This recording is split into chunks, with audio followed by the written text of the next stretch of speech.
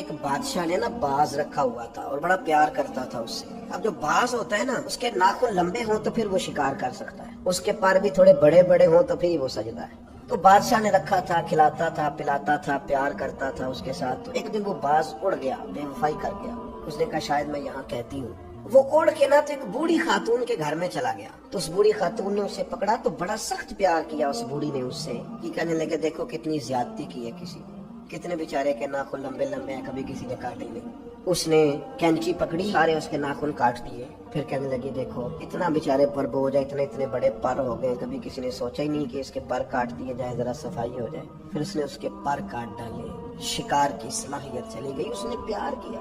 لیکن وہ باز وہاں رو پڑا اور رو کے کہنے لگا ماں یہ تو نے پیار کیا, مجھے ناکارہ کر دیا.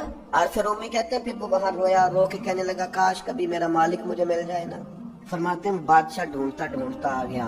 باز پھر زور سے رویا, کہنے لگا میں سمجھتا تھا کہ تو جو میرے ساتھ کر رہا ہے یہ محبت نہیں ہے, لیکن اب مجھے پتا چلا ہے کہ اس نے کی تو محبت ہی تھی, پر میرے پاڑی کاٹ ڈالے سارے. اس نے پھر رو کے اپنے مالک سے فریاد کی. تو اس نے کہا تو بے وفا ہے, بے وفاؤں کو اب دوبارہ نہیں لے جایا جا سکتا. اس نے کہا میں نے بے وفائی کی سزا بھی تو پائی ہے نا. بادشاہ نے پھر اسے معاف کر دیا اور اپنی پناہ میں لیا. اور پھر امید لکھنے کے بعد لکھتے ہیں کسی سے محبت ضرور کرو پر اس کے پر تو نہ کاٹو, اور کسی سے محبت ضرور کرو پر اس کی آزادی تو نہ چھین لو. محبت کرو لیکن ایسا نہ کرو کہ جس سے تم محبت کر رہے ہو وہ اس محبت کی وجہ سے تکلیف میں آ جائے.